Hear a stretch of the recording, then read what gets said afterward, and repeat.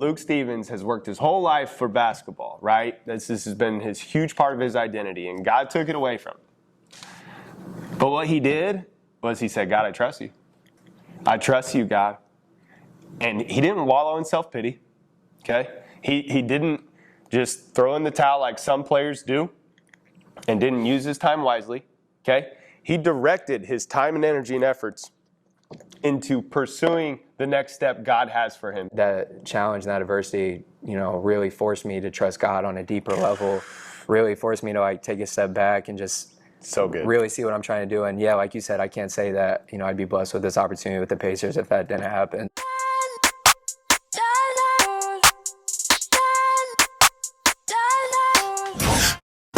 It all speaks for itself. Grinding in silence, ain't nothing to tell. When we step on the court, we gon' bring it to light. And we stop and pop like we caught of the light. Stop asking what's wrong with me. You already know there's a dog in me. And there's no stopping my focus, man. Make sure all my people gon' ball with me. Yeah, I came to compete, I'm a dog with it. Yeah, I came to compete with my paws in it. What's up, CTA family? This is Jordan Delks, your host for the Compete Mentality Podcast. Welcome back. It's a joy each and every week to be here with you guys. Our definition of competing is doing what God calls you to do, even when it's hard. Our whole mission of this podcast is to motivate, educate, and inspire you guys to compete. And I am so pumped to be here with one of our CTA own, Luke Stevens from IWU Women's Basketball, who just got a pretty incredible job that we're going to dive into and reveal here in a little bit. But Luke, my guy, thanks for joining us today. Yes, sir. Thanks for having me. I've got so much love for the CTA fam and, everything you've done for me on my journey. So no question being here. Man, and truly was just as I knew we were doing this podcast today, just reflecting back on our journey together, training, and your personal journey as a person and player has displayed nothing but hard work pays off, man. So at the definition. So and we're going to dive a lot into that story today. But before we do, just graduated from IWU men's basketball. And man, I know my guys, Greg Tonigal and Jeff Clark, they don't skimp when it comes to team meals and where to take the fellas, unless we lose, right? Yeah. It can get rough then. But, for sure. For sure. But tell us your favorite place that IWU men's basketball eats. That's tough, man. That's one of the coolest things, right? Is just some of the meals we've been blessed to have. And you hit it on the nail, right? If we lose, you're almost afraid to eat because you're afraid of maybe the workout we got to do when we get back to IWU or whatnot. So. But I think my favorite meal we had at IWU was we were in Chicago one time and we got to eat at Michael Jordan Steakhouse. Ooh, and yeah, I remember that. Yeah, that was pretty amazing. That was just the best food. It was crazy. The environment was wild, and it's definitely not a meal I would have been able to do on my own. So I definitely appreciated it. Man, I love that. That's going to have to be a bucket list for me to get to. Yeah, for sure. Before we dive into your story, I want to make a housekeeping announcement. High school boys and girls hoopers, I am launching a preseason prep program in September and October called Walk Your Walk. This is to prepare for basketball season and to help you become bulletproof from the attacks of self-doubt and comparison.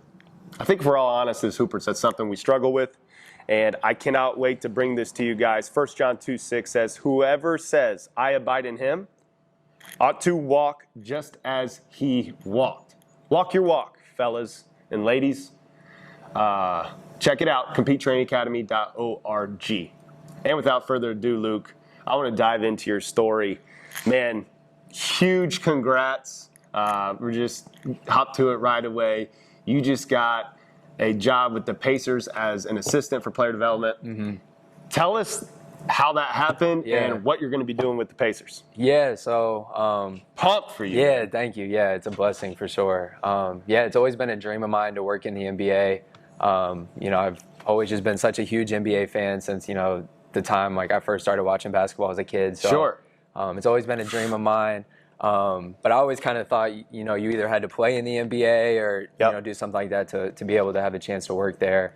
But it was pretty simple. I had a meeting with Coach Tonigal to start the beginning of our last season and just talked about, I remember that. Yeah, just talked about goals moving forward. And, you know, he literally just brought up the question. He was like, well, would you ever have interest in trying the NBA? And, you know, I was like, well, of course. But, you know, it just seemed like such a pipe dream at that time.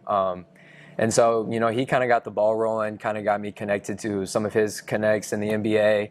And then, you know, I was just blessed to talk to the right people, right? Like, and people helped me get connected to other people from different teams. And, you know, I was just able and fortunate just to have a lot of help from a lot of different people, right? That just kind of got me connected to some different teams. And that led me to get connected to a few of the members of the Pacers staff. One of them was someone I actually played with at Indiana Wesleyan, Joel Okafor, who's down there currently. So he was obviously a great help, just kind of giving me that path to follow. And then, you know, just from the help of a lot of people on my journey, was able to get some phone interviews with the Pacers, and was just, you know, super excited when they offered me the job. And basically what it entails is, you know, I'll be doing a lot of like player individual workouts. I'll be in practice, like guarding guys, you know, playing offense where they need, you know, help lead workouts. And then I'll be doing a lot of like video work, like the Eric Spoelstra journey, right? Where you're just in the video, cutting up film, scouting opponents, and really just helping the staff with whatever they need. So, you know, I'm just really excited, you know, to learn from some of the smartest basketball minds in the world and be around the best players in the world. It's a blessing for sure. So excited for you. You're on your way down, stopping at the barn from home, going to look at apartments after this. I can't wait to just see what this journey and God has in store for you, man. For sure. Super congrats. Yes, sir. Thank you. We'll do a repeat podcast. See what you're learning. Oh yeah, for sure. Here in a few months, right? For sure, definitely. So, Luke, your journey with CTA has been awesome as a player, and like I said, it's been inspiring to see you in your work ethic and just the vision that you had for yourself as a player, and the way you treated the game, the way you treated people, and then now you're just finished coaching one of our AAU teams. Tell us about just what you have taken away from your journey at CTA as a player and a coach now.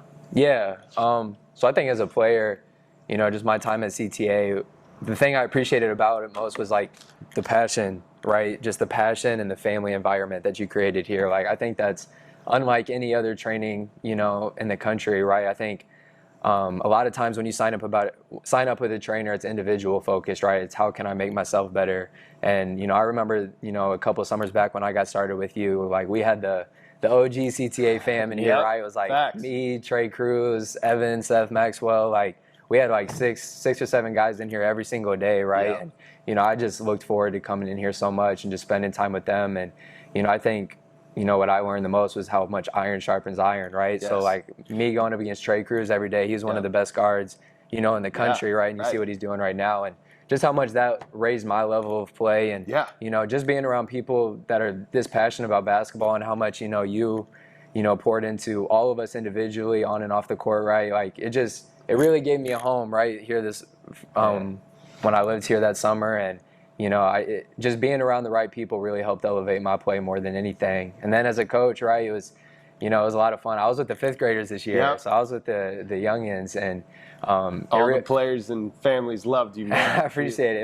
It was a lot of fun working with them. But I think, you know, the biggest thing it did was just make me take like a step back, right, and just evaluate basketball as just from a pure standpoint, right? Like I remember the first practice, I went in. And I was putting in sets, like doing all this stuff, and all the kids are just like looking around the gym, like not following anything I'm saying. And I was like, all right, let me take a step back and let me like really, you know, get on these kids' level and make this enjoyable for them, but still teach them how to play basketball the right way. And it was just so much fun, you know, getting to do that. And it really just, you know, it helped me just focus on, you know, how to coach people and how to make things as simple as possible, right? So I'm thankful for that experience as far as making me a better coach, but also just giving me like some of that pure love for basketball, right? Just at the purest form, and you know, just their excitement to come play every day was awesome. Dude, I love that. And truly, man, you giving credit to other players, like Luke Stevens has a bright light to shine.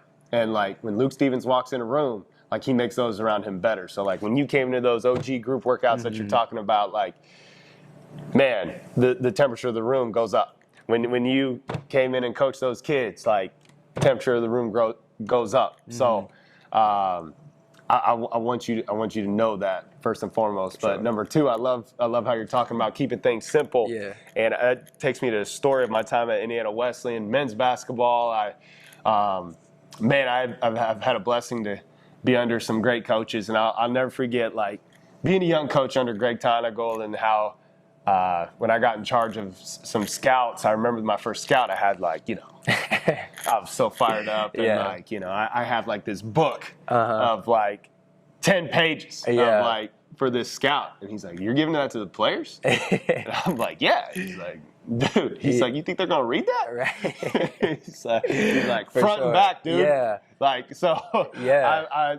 I'll never forget that, and it's like, man, that's just so powerful. Like just keeping things simple. Right. Yeah. For the players and for people. So if you're a leader listening to this, man, like keep it simple. Don't overcomplicate it, and because the way you lead people, you got to get that message just so direct, so pure, so simple. So. Yeah, that's cool. You say that. Yeah, Coach Tonagel, he obviously has a lot of our like bigger games like scouts and just like you'd be amazed how simple some of the scouting reports are and just how simple and to the point he keeps it, and just his level of confidence and poise, right, when he delivers it to the team. I think there's a lot to be said rather than, like you said, just giving loads of information, like just the way just the way he holds himself and the way he delivers it, and just keeps it simple. Really, I think gave us a lot of confidence going into those games too. No doubt. And Luke, going back to your time here at CTA, like it's kind of crazy hanging up the basketball shoes here for a whistle. You embrace the grind. You love the grind. Tell someone that wants to play college basketball. Yeah. So we got a lot of players here at CTA that want to play college basketball, do what you did. So tell, your 12-year-old self or someone who's has dreams of playing college basketball what their off season needs to look like on a day-to-day basis. Yeah, that's a good question, right? So I think, I was one of those like weird players, right, that almost enjoyed the off season more than the actual season, right? Facts. Because you did. Yeah, so I always took it as a challenge. I was that way. Yeah, for sure. And then I always took it as a challenge, right?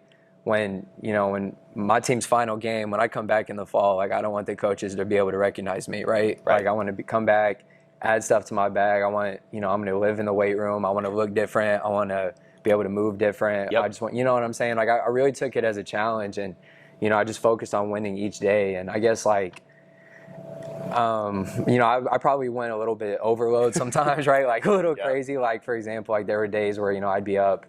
Like, I guess in high school, right, I'd be up at 5. Like, there was a park close to my house, so I'd be out at the park. At 5 a.m.? Yeah, like getting work in before school. And then, you go to school, like we had weights at school, and then you go to basketball practice, and then I would do this thing sometimes, right, so it was after basketball practice, so it's like 6 p.m., nobody's left in the school. And at my high school, like our gym was in the back of the school, so I would go in the back and like prop open the back door and like stick a rock where it was, so it'd be open. I'd go home, like do my homework and eat or whatever, and then come back that night at like 8:39, go in through that back door and like just get on the gun or whatever. So like that's just like an example, right, of where I'm just like finding ways where I'm getting in the gym, multiple times a day, in the weight room. Like I just knew for myself personally, like I'm not the most like natural athlete, right? It's relative, right? Like when you get to college or you play AU, you're going to find out quick that there's some dudes out here, right, that are just crazy. So I know for me personally, like I had to just control everything that I could control. And, I knew that the one thing I could control is I'm just going to outwork everybody. And, it's going to be impossible to keep up with me that way. So like I said, I probably took it, too far at times, but I knew that was something that I had to do. So, yeah. And I would push back on that no, I don't think you did take it too far. That's your passion leaking out there and bleeding into all areas of your life. And truly, we would much rather, as a trainer, as a coach, I would much rather deal with that than someone who lacks the passion, who lacks the intensity. As I remember telling you here in the barn over the summers, like, dude, you got to take a day off. You've got to take a day off. For sure.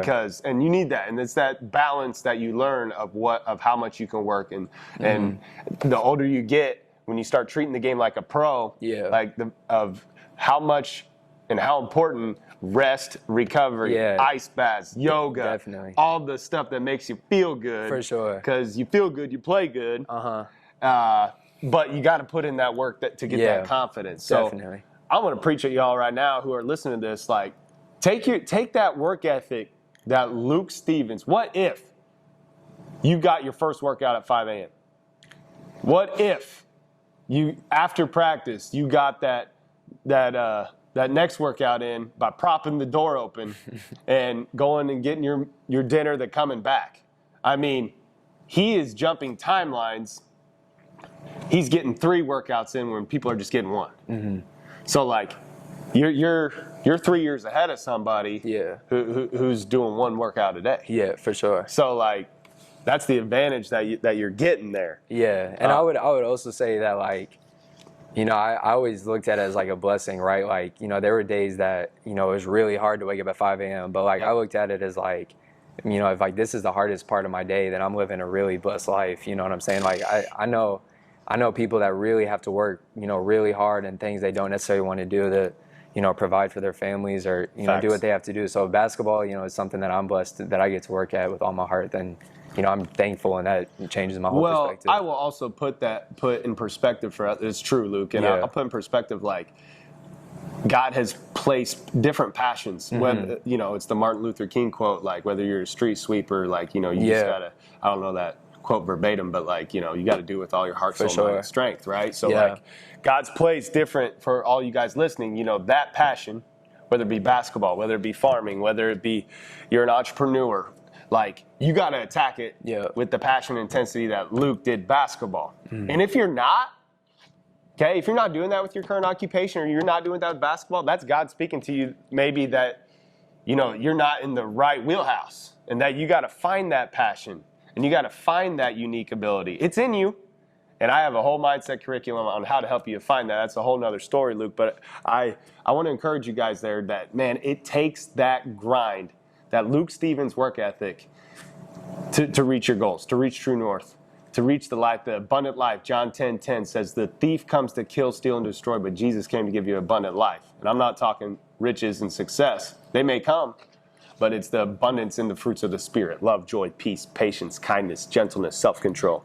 Luke, I'm curious, speaking of the fruits of the Spirit, like, man, that's the thing. That's why you came into workouts just so fired up and your light shining bright, is you take care of yourself spiritually. Like, what are you diving in right now spiritually? Yeah, I think you kind of hit on it earlier as far as like this is just a new season of life for me, right? Like transitioning from being a player to, you know, some of this coaching space. And, you know, I've just been trying to really just center around, you know, like my overall purpose, right? Like I think a lot of times, basically my whole life, right? Like a lot of my purpose from, you know, my waking moment to the point I went to bed was how can I become a better basketball player? You know what I'm saying? Yep. And I think right now I'm just diving into, you know, what is my purpose and how can I use like these blessings and these opportunities I have, you know, for the glory of God and to help others. So, you know, I'm in a book right now called, you know, Purpose Driven Life. Oh, yeah. Yeah, it's one of the classics for sure. It's the first time I've been reading it, but I guess just Classic. like, yeah, for sure. That book changed my life. Yeah, definitely. And I think When I was about your age. yeah, for sure. Yeah, yeah, it's cool. Yeah, I was actually listening to a podcast of his basketball trainer, Gannon Baker,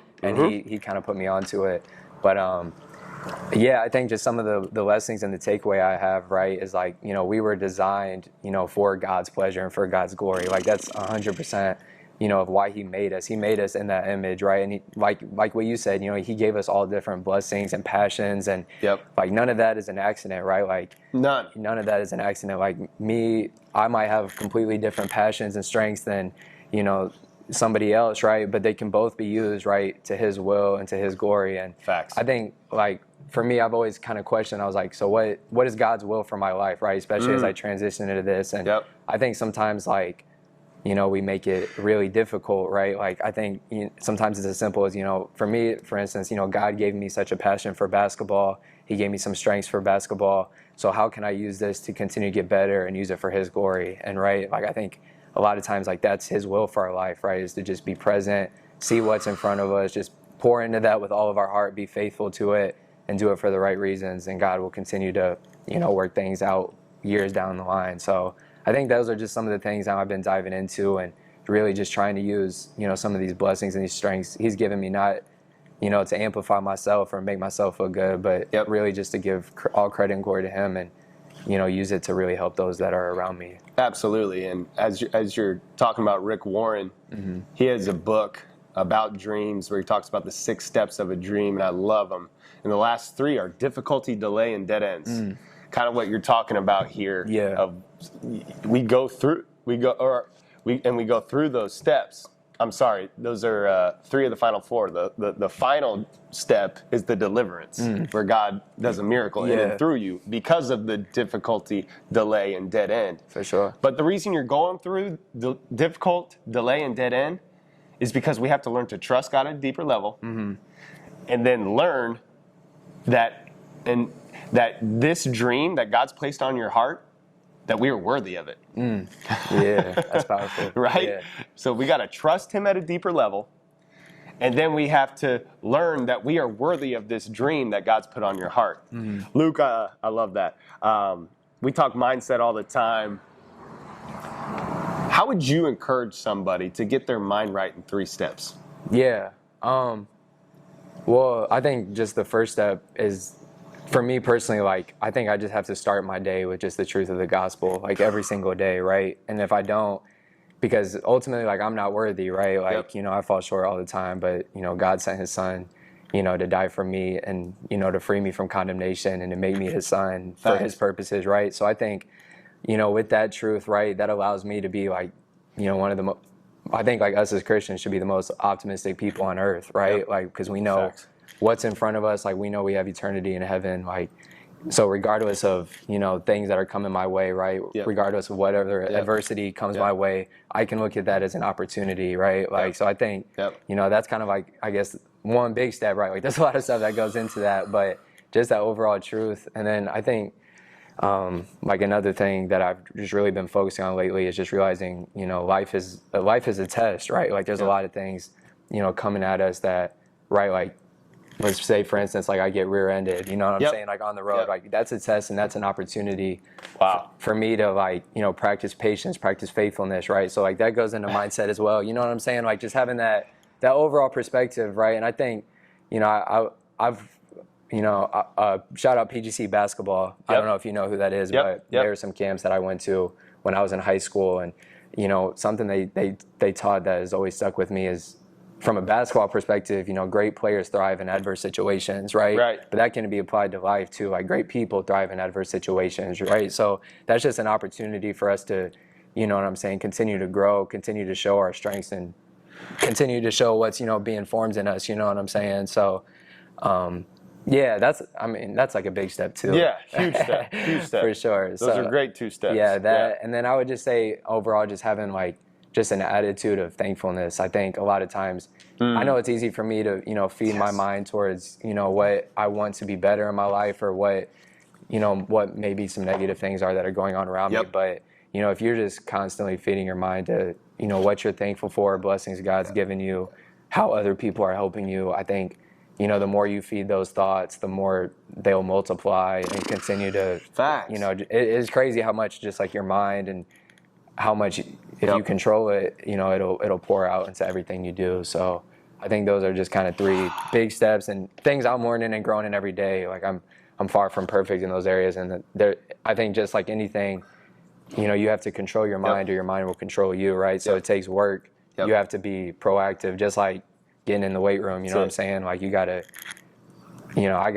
it's one of my biggest priorities, every single day is, putting in that work with my mind, just so, because I know, right, if I don't, then it's going to bleed over and I'm going to, go the other direction. So that's kind of where I'm at right now with that. Dude, I love those 3 steps, and I love that you ended it with gratitude. And gratitude is such a great way to get out of a rut. If you're in a rut right now, start journaling 10 things you're grateful for every morning you wake up, at lunchtime, and then before you go to bed. 10 things.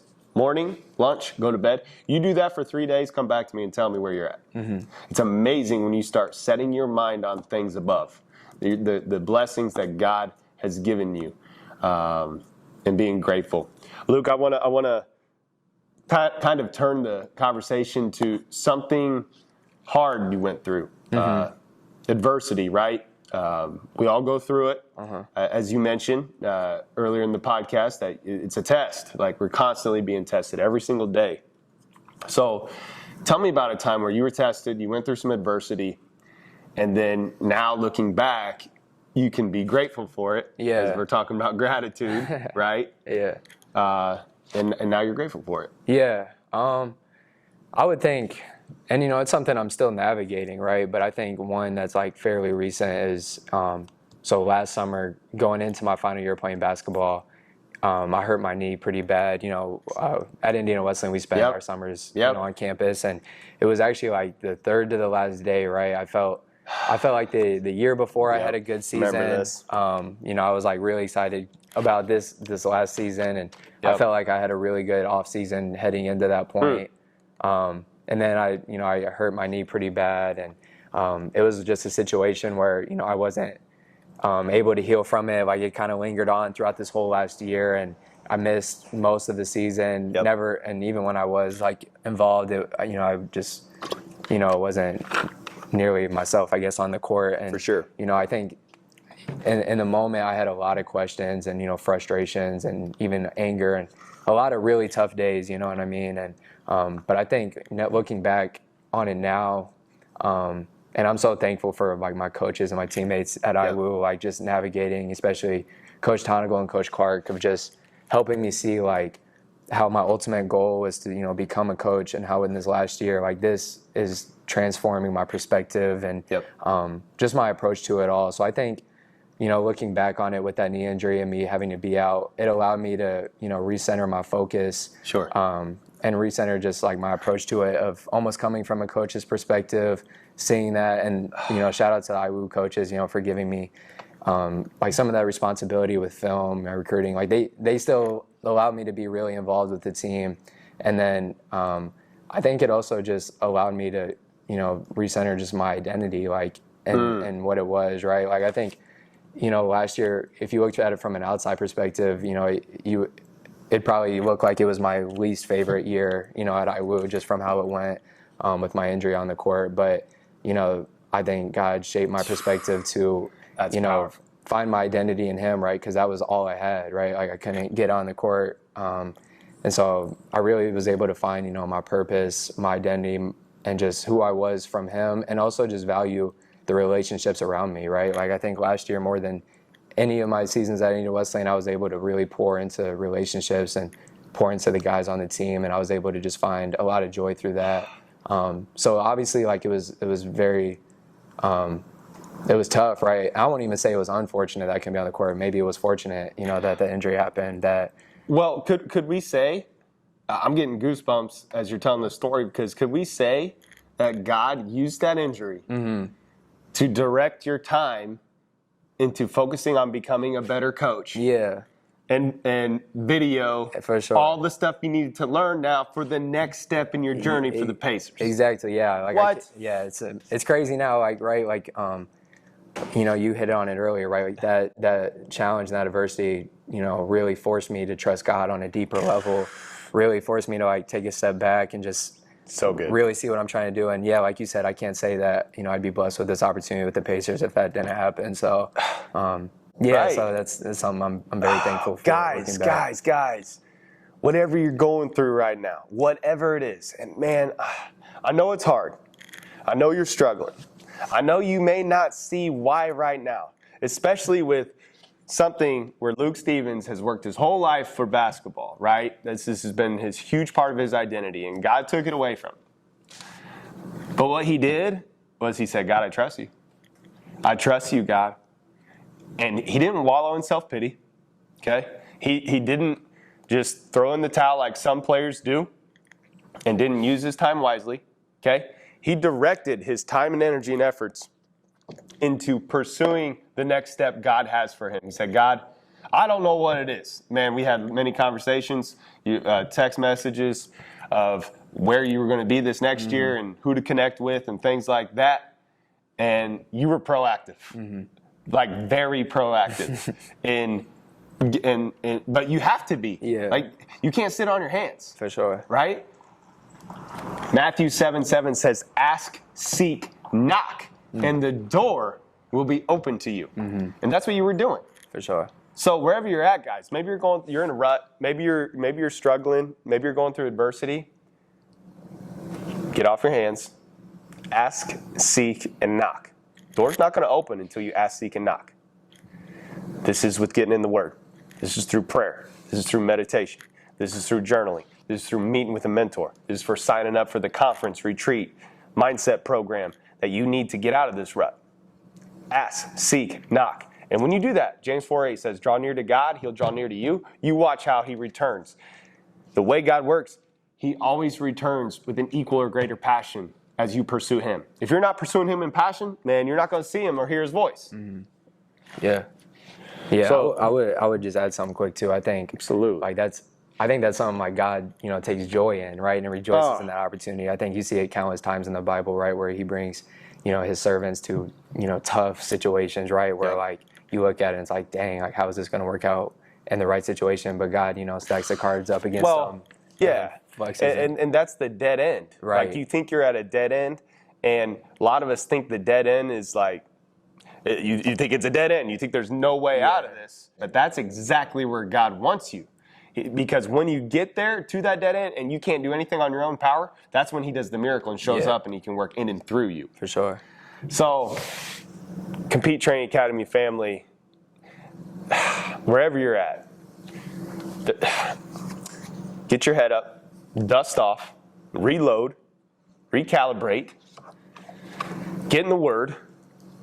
If you feel like you're at a dead end, I'm shaking your hand right now, because that is exactly where God wants you, because now He's going to work in and through you. The next step from the dead end is the deliverance. God loves to turn hopelessness to victory. Yeah.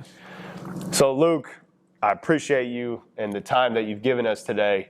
Just tell our listeners and our audience, like, how can they follow you and get in? This guy's got a lot of good content, a lot of good stuff, a lot of good messages. Yeah. Tell us where we can get at you. For sure. Twitter and Instagram, L_Stevens11.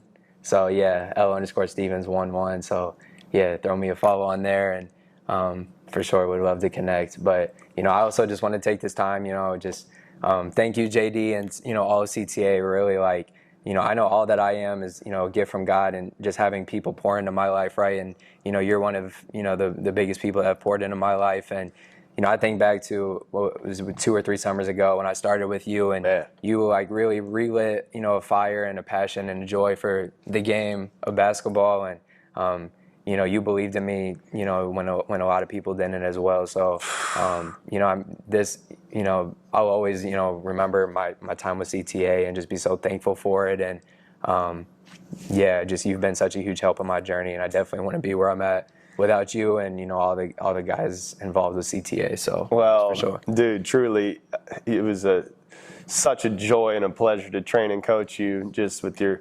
attitude, your work ethic. And we're gonna, after this podcast, we're gonna get a picture here in the barn, and I'm gonna put your picture on. If you're watching on YouTube, you see the players on the barn around here, and in the Barn Hall of Fame, and we're gonna put you up here so we can tell your story. That it inspires a lot of people. Yes, sir. So, yes, sir. Guys, I know this podcast. I pray over this podcast. I prayed over Luke right before this podcast in my house, just praying for him and the journey he's on. And I know that this podcast was for someone. I know someone listening needed to hear this message that Luke brought, and it was such an amazing message, Luke. And if you know somebody that needs to hear this, share this podcast. Give us a review. Give us share this with somebody that needs to hear these words of encouragement from Luke. And as always, thank you so much for your time coming here each and every week. It's a joy, it's an honor, it's a pleasure. And Luke, again, thank you for your time here today. Yes, sir. Thank you. Always remember that competing is doing what God calls you to do, even when it's hard.